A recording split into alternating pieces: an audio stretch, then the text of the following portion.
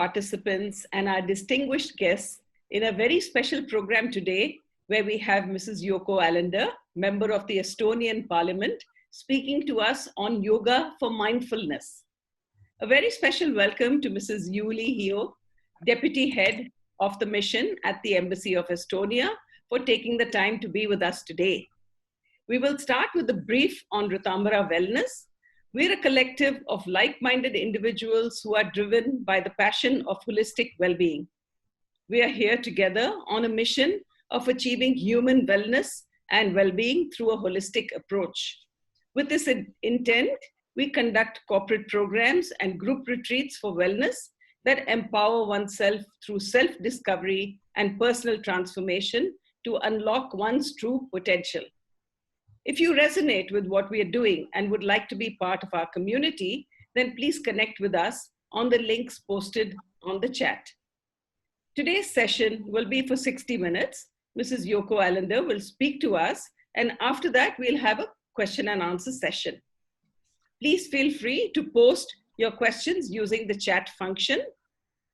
May I request everyone to stay muted through the talk, but to please keep their videos on.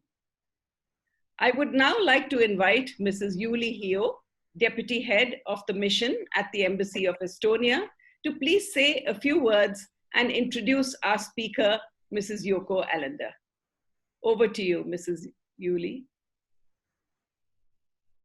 Thank you, Ms. Bina, and greetings from New Delhi. And many thanks for organizing this webinar tonight or this afternoon in Estonia. Thank you also to Ms. Allender to accept the invitation to address this great forum on overall wellness. Ms. Allender and I met in February when she was here in India with the delegation of the Estonia-India Parliamentary Friendship Group. She's also deputy chairperson for this group. It was a very memorable visit indeed, and hopefully we can host Ms. Allender soon again in India, as she has been a frequent visitor of the subcontinent. Ms. Yoko Allender is an architect by education, and she has worked in the field of architecture, city planning, cultural management, and politics.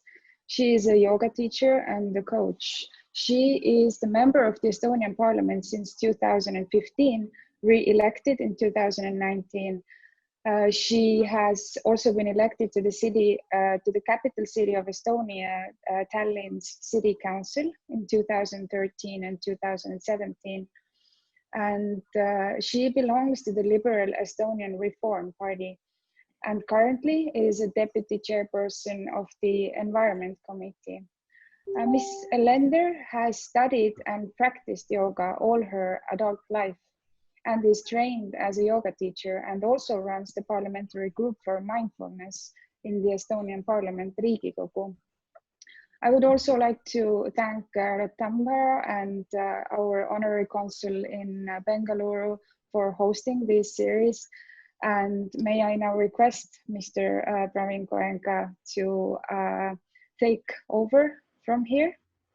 Thank you. Thank you, Ms. Hio. Namaste. I extend a very warm welcome to all the distinguished guests and honorable colleagues representing many great nations. Thank you very much for your presence here today. I have the privilege to welcome Ms. Yoko Allender, member of the Estonian Parliament, who has kindly consented to speak to us on a journey into yoga and the connect between yoga and mindfulness. I now invite Ms. Yoko Allender to take us through her much-awaited talk. Ms. Allender, the virtual podium is totally yours. Thank you. To begin with, namaste, everyone, all the participants, and also a great big thank you to Mr. Goenka for inviting, and also for Yuli, who is our great Estonian in Delhi. We did meet in February, and I'm very happy that this meeting also is taking place, and I would love to come to India always. It's such a warm country that I can already feel it even through this screen.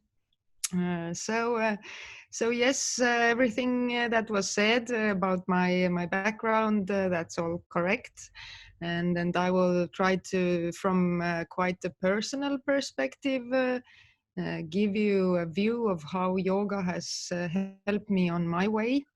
Of course, it is a little bit. I felt a little bit nervous about talking to Indians about yoga, because I think yoga is the gift of from the Indians to the rest of the world. But now it's bouncing back to you. So I think this shows the great positive force of yoga, really. So if I will ask myself, what is yoga for me? For me, yoga is going somewhere where you haven't been before. So I think yoga is very much like life is.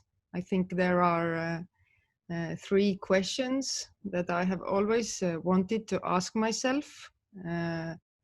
We have also today this title, mindfulness. It includes mindfulness, how to be mindful with the help of yoga. It is about being aware, and being aware is about making it easier to become better in life, whatever aspect you want to work on. So it is about personal development for me, and personal development, which in turn can benefit then all the other people around you. And the three questions I would ask maybe, and this would go for life, and it would also go for yoga. Where are you now? The second one, where do you want to be? And the third one, how do you get there step by step? So I think these questions can be asked when starting a yoga practice, but they can also be asked any minute about your own life. And I think there is also this everything that happens has both a positive and a negative side. Also, every asana, every position in yoga has some positive effect, but also some negative effect on your body and on your mind. So it is also a question of learning to balance in a way, or counterbalance. So this means also that neither yoga nor life has solutions that are in a way universal, and I believe more and more that that there is a personal way for everyone, and everyone has to ask these questions first and foremost from herself.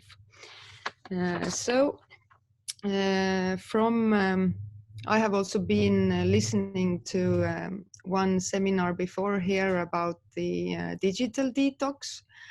I think the amount of information that we have nowadays that comes from the outside, be it the notifications on the screens, be it the news that change so very quickly that every politician nowadays knows that all the bad news go away in 3 days. So it doesn't really matter, It's all very much outward focusing.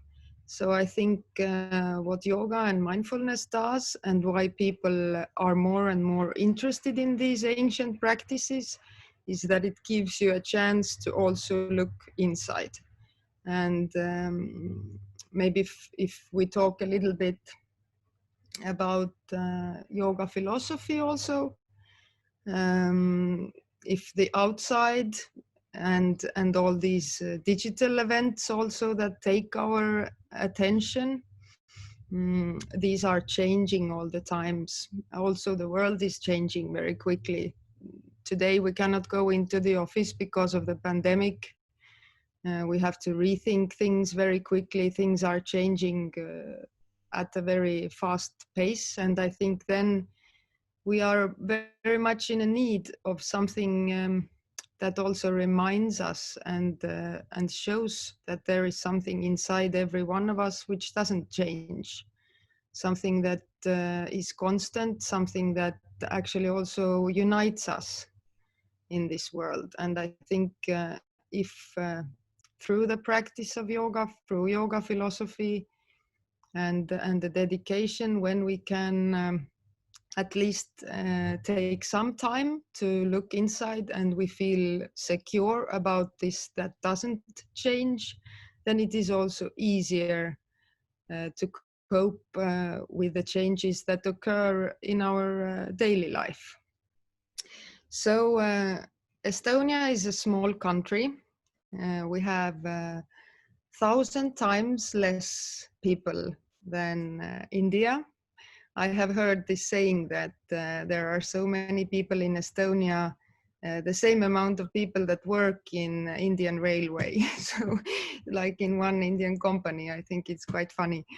But as we were talking here earlier, there is something that really connects Estonians and Indians, and maybe in yoga you can also say that it's a very down-to-earth teaching. It's very logical, I think.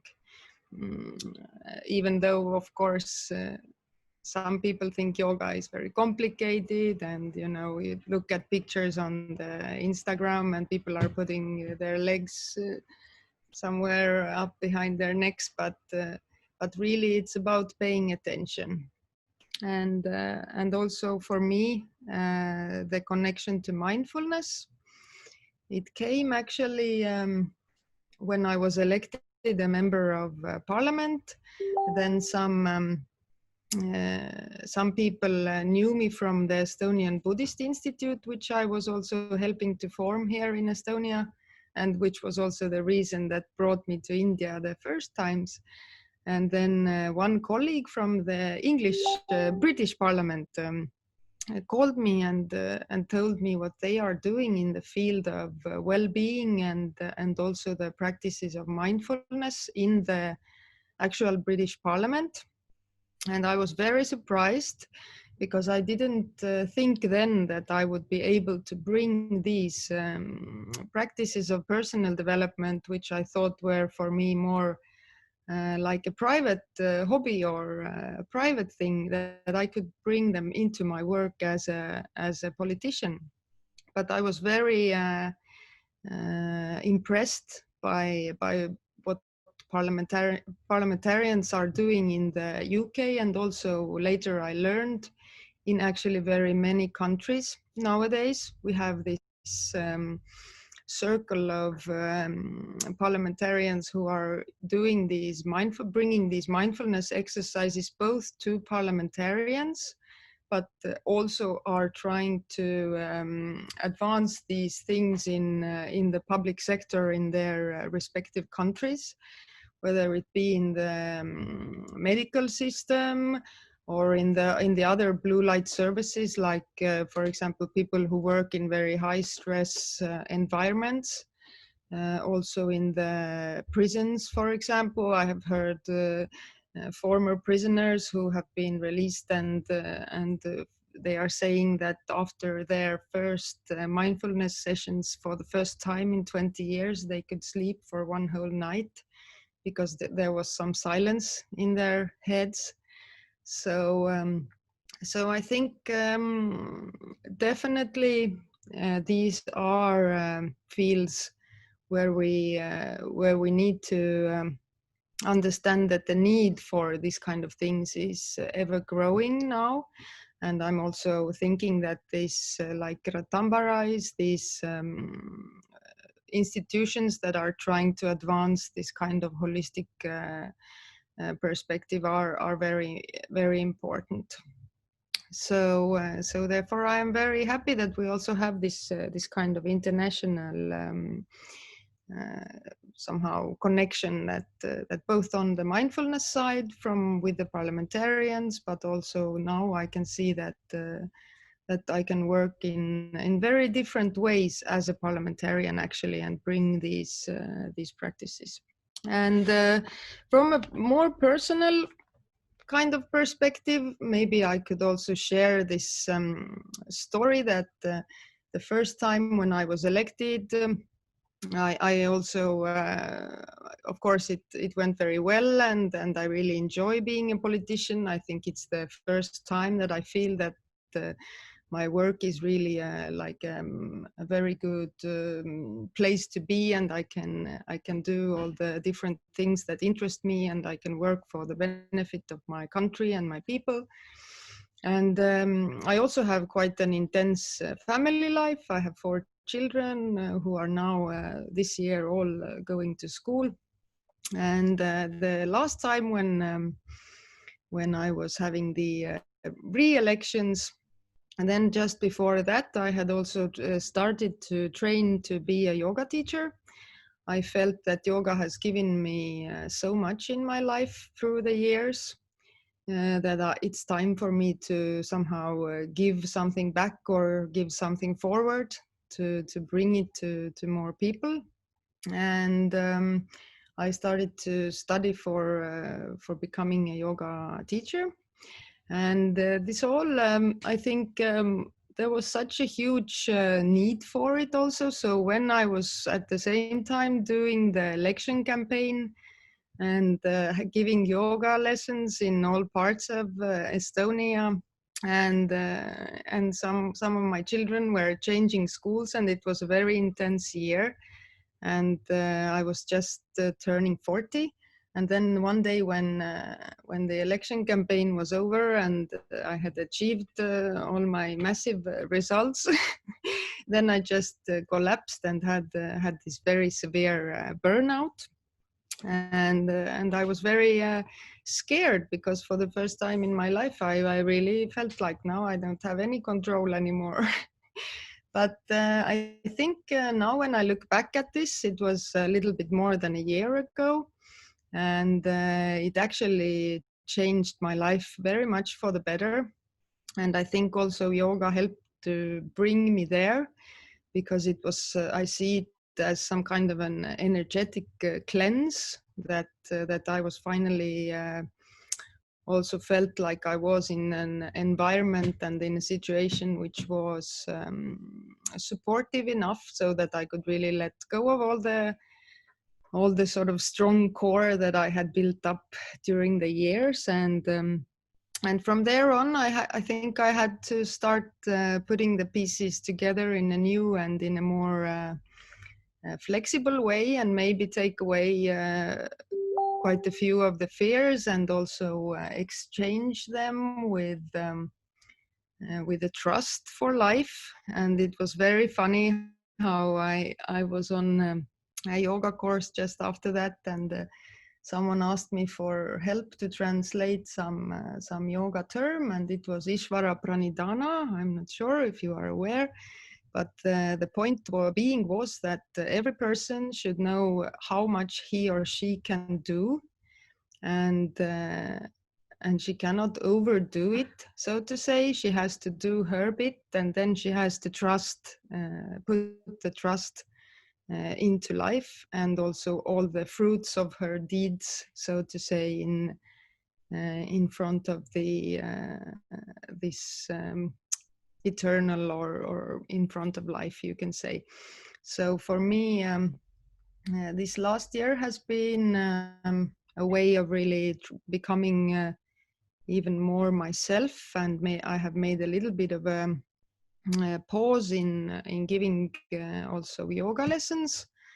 I've studied more further on yoga therapy and of the classical Krishnamacharya lineage. And I think more and more that this kind of like individual approach is very good, because it's very good when the teacher can really take his or her time and to support you where you are in your life. And I am seeing it more and more also holistically with the with coaching and with working as a parliamentarian. We are actually all very like lonely in our jobs, even though we are in the party. We have to build up our career and our way alone, basically, and then how how to stay on this path and how to look into the basic values, your core values.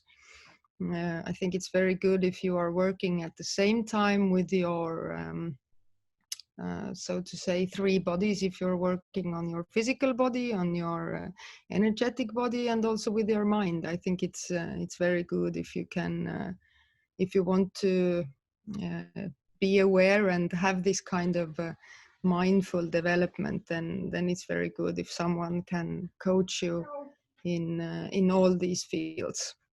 So this is a little bit what I am aspiring to do now as a future for myself, and this is what interests me most. And my hugely competitive nature, which I think I have had very much help of, but which has also at the same time maybe sometimes been inhibiting me. I have taken instead now to the tennis court. I've started to play tennis, and it's very interesting also to see how, so to say, sports and also these kind of like spiritual practices, and if you know why you are doing things, they can have a very good effect, I think.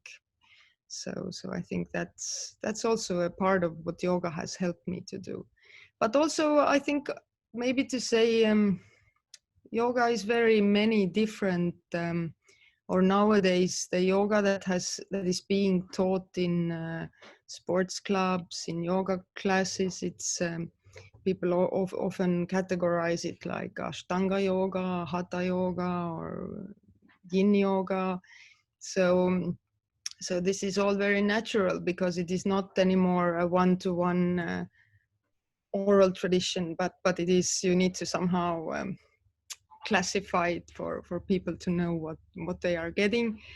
And for me, the very physical Ashtanga yoga that I started with maybe 20 years ago, when I also had went to university and I needed to finish a degree.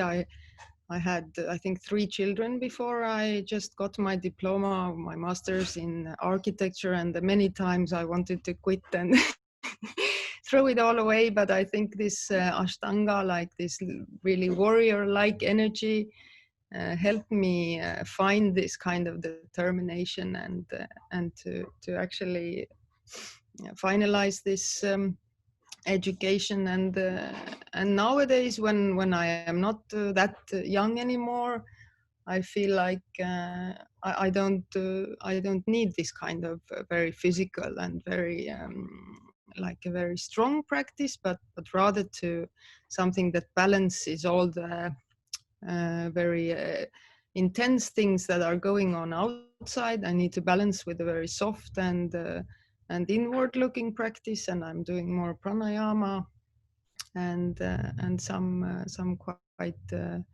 quite simple basic asanas actually, and then some meditation. So I think also one needs to have a very open-minded view to yoga. It will probably change during your life, what you need and what will bring you forward. And I think it's important to keep that open mind and keep learning. So from my perspective, I would really like to also to come to Chennai at some point and visit Krishnamacharya's yoga place. So that's one of my little dreams, that maybe one day I will be able to do that. And I'm very interested in this yoga therapy side, because I think there is also a huge need for this kind of personal help, and there are so many fields where you can benefit from. I think also this whole thinking that the client or that every person himself or herself is the one that is making her health better, that she's determined that she will do good to herself, and then actually the body will come along and things will happen. So of course it's not instead of usual medicine. I think it's just something that can go together, and it can also prevent a lot of things or sufferings that otherwise would happen during life. So so maybe a little bit more about mindfulness. Mindfulness is very I think it's of course it is based on old yogic practices. It's 17 hours. And it's very so to say narrowed down to all the philosophy has been taken away, and basically all the movement has been taken away, and what is left is the awareness, the attention. For me, in the mindfulness practices, the attention part is very important. We are talking in the world now, also in economic terms, we are talking about the attention economy. Actually, people are buying or we are selling our attention. Someone is looking out for our attention all the time, whether it be Google or Facebook or some other platform or some news page. So with mindfulness, we can actually buy some attention for our own time, and we can learn to also be more clever or more efficient in how we give away our attention.